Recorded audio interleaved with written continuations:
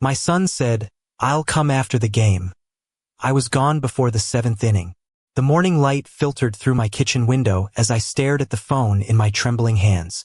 The diagnosis had come 3 days earlier. Stage 4 pancreatic cancer. 6 months, maybe less, the doctor had said with that practiced gentleness that somehow made the words cut deeper. I had rehearsed this conversation 100 times in my mind, but now that the moment was here, the words felt like stones in my throat. "Tommy," I said when my son finally answered, his voice still thick with sleep despite it being nearly noon. "I need to talk to you. It's important." There was a pause, then the sound of shuffling, probably him reaching for his coffee or checking his phone for messages from his girlfriend, Sarah. "What's up, Mom? Make it quick. I've got practice at 2, and Coach wants us there early for the playoff prep talk." Before I dive deeper into the story, I want you to know that we're here to support families going through difficult times. If this resonates with you, please let me know in the comments where you're watching from, hit that like button, and subscribe to our channel because we genuinely help families navigate these challenging situations. Your support means everything to us.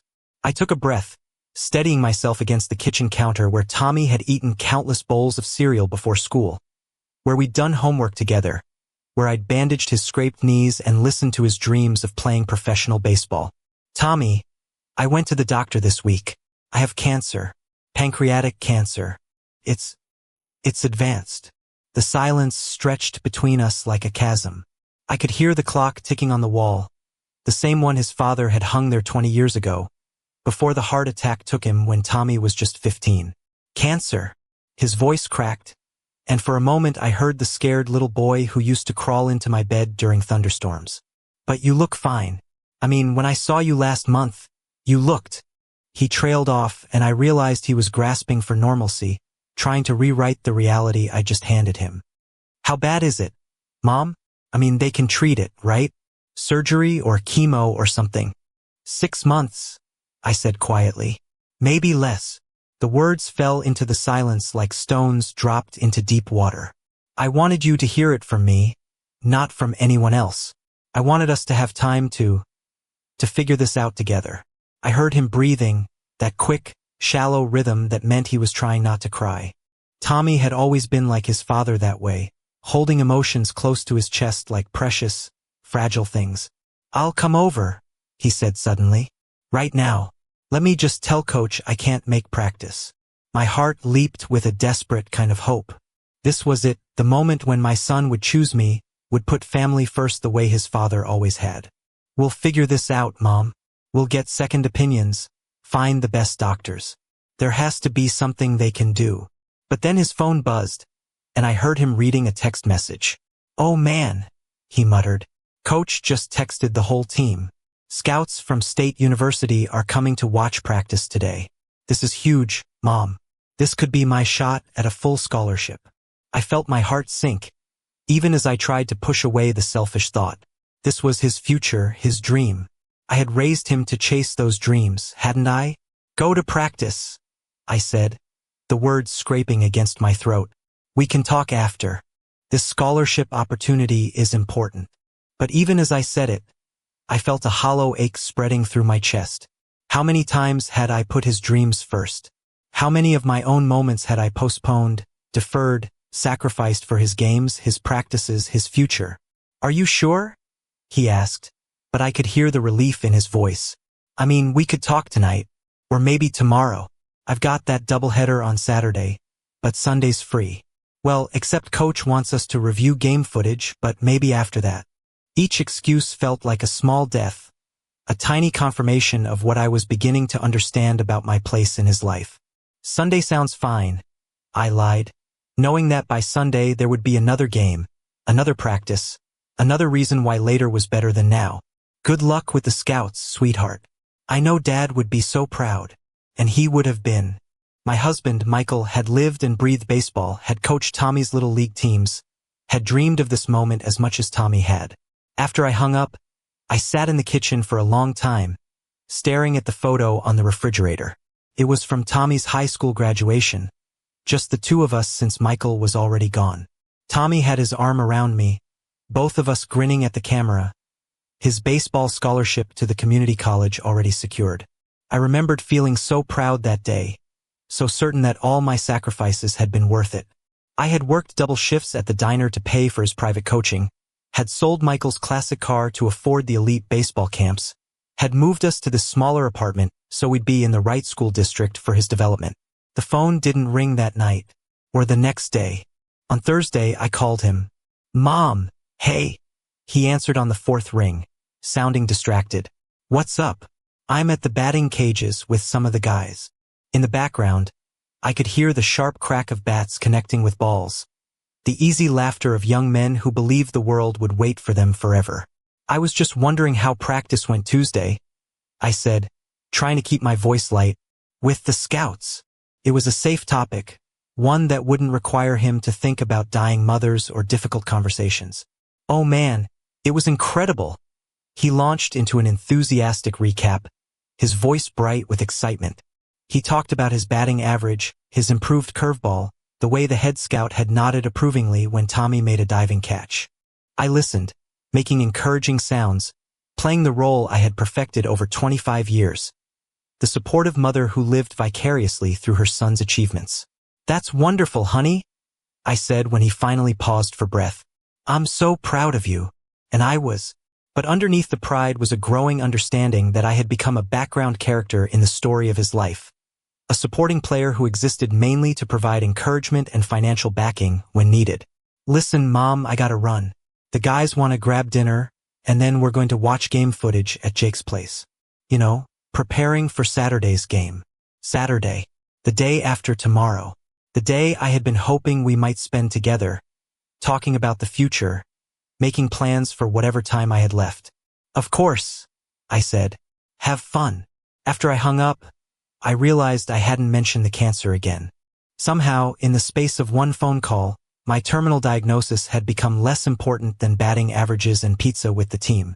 I was becoming an expert at swallowing words, at making myself smaller so his life could expand to fill all the available space. Friday evening, I called again. This time, he didn't answer. It went straight to voicemail, which meant his phone was turned off. He was probably at another team dinner, or maybe out with Sarah, or perhaps just tired of difficult conversations that threatened to intrude on his carefully constructed world of games and practices and dreams of professional contracts. Saturday came with the kind of brilliant sunshine that Michael used to say was perfect baseball weather. I spent the morning cleaning the apartment, moving slowly, conserving energy. The cancer was progressing faster than the doctors had initially thought. I was losing weight, and simple tasks left me exhausted. By afternoon, I found myself sitting by the window, looking out at the park where Tommy had played as a child, where Michael had taught him to slide into home plate. The apartment felt incredibly quiet. Too quiet. I realized I had been waiting all week for Tommy to call, to suggest we spend the day together, to act like a son whose mother was dying. Instead, I was waiting for him to remember I existed at all. At 5 o'clock, my phone rang. Hope fluttered in my chest like a trapped bird. "Mom, hey." Tommy's voice was excited, energetic. "We won, 12-7. I went 3 for 4 with 2 RBIs, and coach says if I keep this up, State's going to make me an offer." He was breathless with excitement, and I could hear the celebration in the background. His teammates whooping, music playing, the sounds of young men drunk on victory and possibility. "That's wonderful, sweetheart," I said, and meant it. "I'm so proud of you." But even as I said the words, I felt them floating away into the space between what I wanted to say and what I actually could. I wanted to say, "I'm dying, Tommy. I'm dying, and I want to spend time with you. I want to tell you stories about your father that I've never shared. I want to make sure you'll be okay without me." Instead, I said, "You must be exhausted. Will you get some rest tonight? Actually, the whole team's going out to celebrate. Sarah's coming too. We'll probably be out pretty late." There was a pause, and then, as if remembering something he'd forgotten, he added, "But hey, we should definitely get together soon. Maybe next weekend? After the championship game." "Maybe," I said quietly. "Have fun tonight, Tommy. Be safe." After I hung up, I sat in the gathering darkness of my apartment, understanding with perfect clarity that I had raised a son who saw me as a convenience, not a priority. He would mourn me when I was gone. I believed that. He would feel guilty about these missed opportunities, these postponed conversations.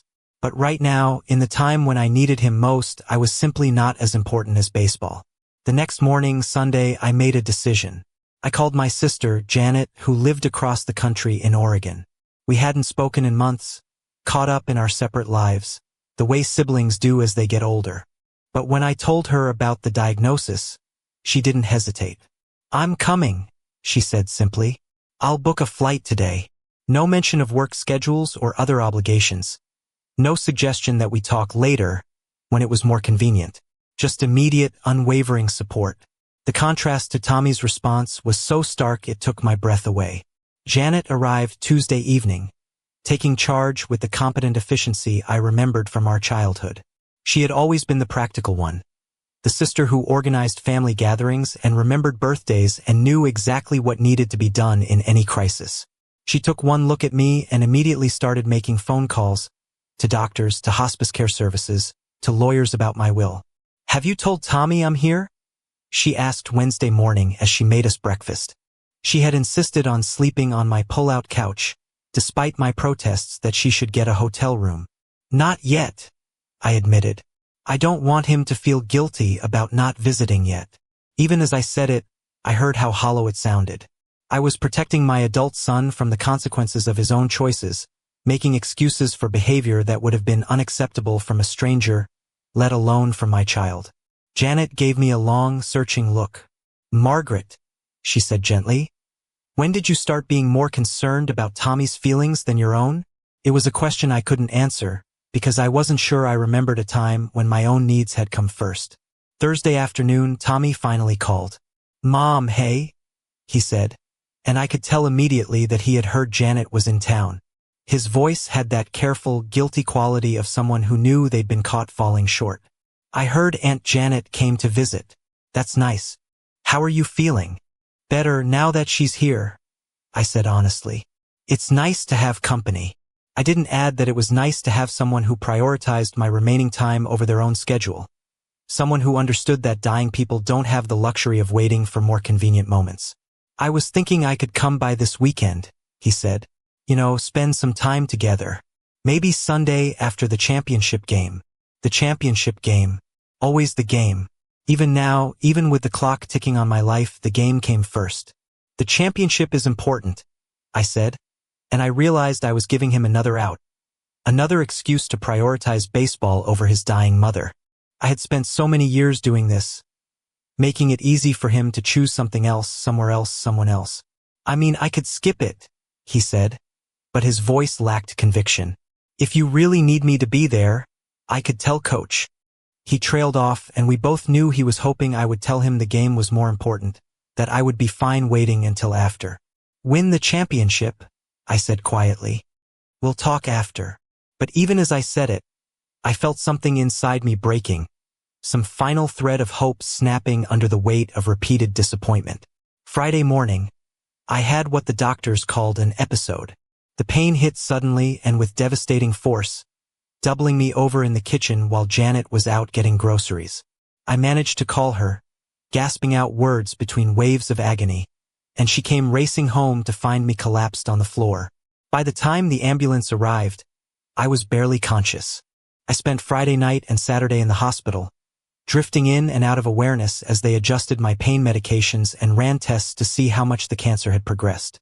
Janet never left my side, holding my hand during the worst moments, advocating fiercely with the doctors when I was too weak to speak for myself. Saturday evening, as I lay in the hospital bed watching the sun set through the window, Janet gently broached the subject we had both been avoiding. "Should we call Tommy?" she asked. "He should know you're here." I considered it. Tommy was probably getting ready for his championship game, the game that could determine his entire future. He would be focused, preparing mentally for what could be the most important performance of his young life. Did I have the right to shatter that focus with news of my hospitalization? Did I have the right to demand that he choose between his dreams and my crisis? "After the game," I said. "Let him have this moment." Janet squeezed my hand but didn't argue. She understood that I was still protecting him, still putting his needs before my own, even as I lay dying in a hospital bed. The game started at 7. I found myself watching the clock, imagining Tommy at the plate, picturing him making the plays he had practiced thousands of times. In my mind, he was magnificent, graceful, and powerful, and utterly focused on achieving everything he had worked for. Part of me was proud, even in my pain. This was what I had raised him for, these moments of triumph and possibility. But as the clock moved past 8, then 9, then 10, I felt a growing hollowness in my chest. The game should be over by now. He should be celebrating or commiserating, should be thinking about calling his mother who had been hospitalized while he was playing. The phone on my bedside table remained silent. Maybe they went into extra innings, Janet said gently, but we both knew she was making excuses for him, just as I had been doing for years. At midnight, I asked the nurse to help me write something. My hands were too weak to hold a pen steadily, but I needed to get the words out, needed to say what I had been unable to say in all our phone calls and postponed conversations. Tommy, I dictated as the nurse wrote, I'm in the hospital. The cancer is progressing quickly, and the doctors think it won't be much longer. I want you to know that I understand about the game. I understand that you're young and focused on your future, and I'm proud of everything you've accomplished. I'm proud of the man your father and I raised. But I want you to also understand that love isn't just about pride and support. Love is about showing up, especially when it's inconvenient, especially when it's painful, especially when there's nothing to be gained except the knowledge that you chose the person who needed you most. I love you, son. I always will. But I needed you to choose me just once when it really mattered. I hope someday you'll understand what it costs to always come second to a game. I sealed the letter and asked the nurse to make sure he got it, along with my other important papers. Then I settled back into my pillows and focused on breathing, on staying present for whatever time I had left. Sunday morning brought news that I wasn't surprised to hear but that still cut deep.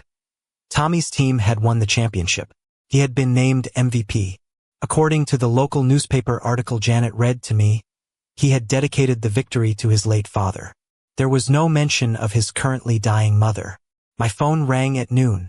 Janet answered it, speaking in low, urgent tones to whoever was on the other end. When she hung up, her face was grim. That was Tommy, she said. He just got your letter. He's driving over right now. She paused, studying my face. Margaret, honey, you need to prepare yourself.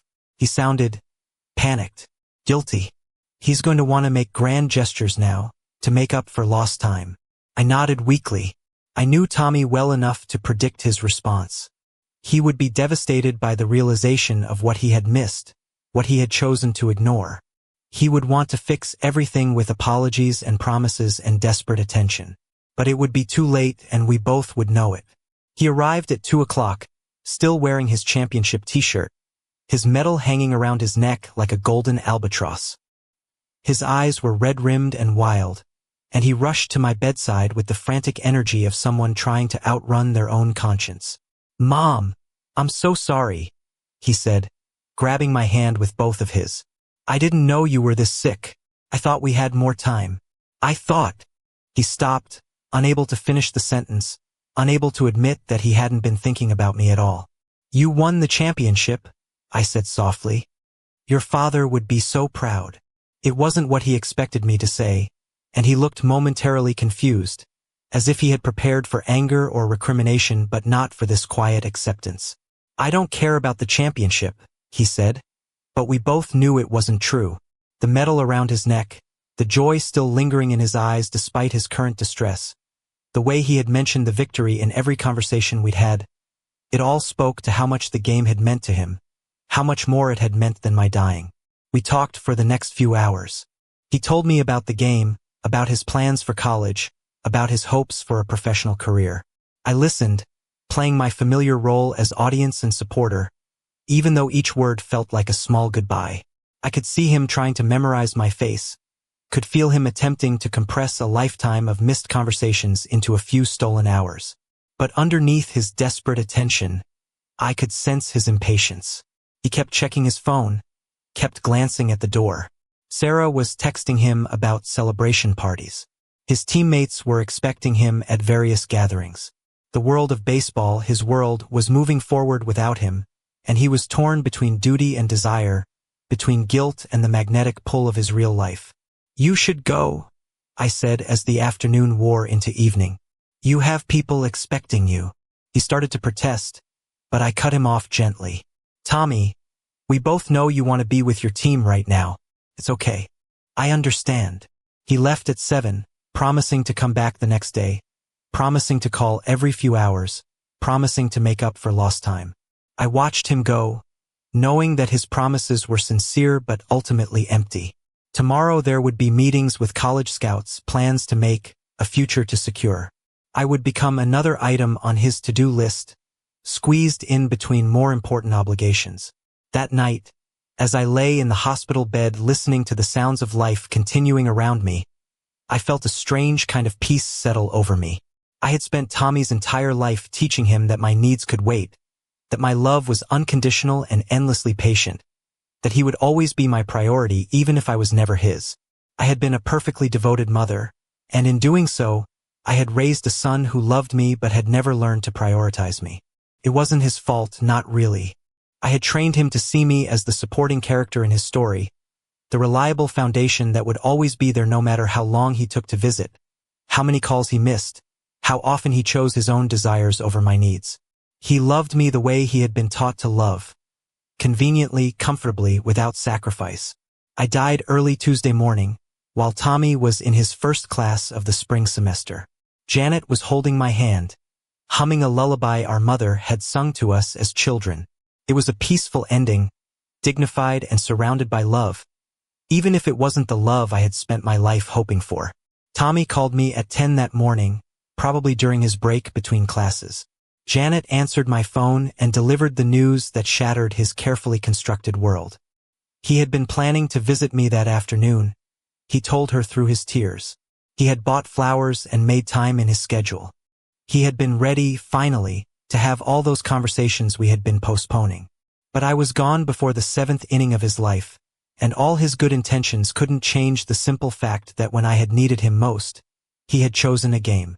The championship trophy would sit on his shelf for years to come, a golden reminder of the victory that had cost him his last chance to truly show up for the woman who had sacrificed everything for his dreams. In the end, I learned that love without reciprocity is not love at all. It's just devotion. And devotion, no matter how pure, no matter how complete, is not enough to sustain the human heart when it's offered only in one direction.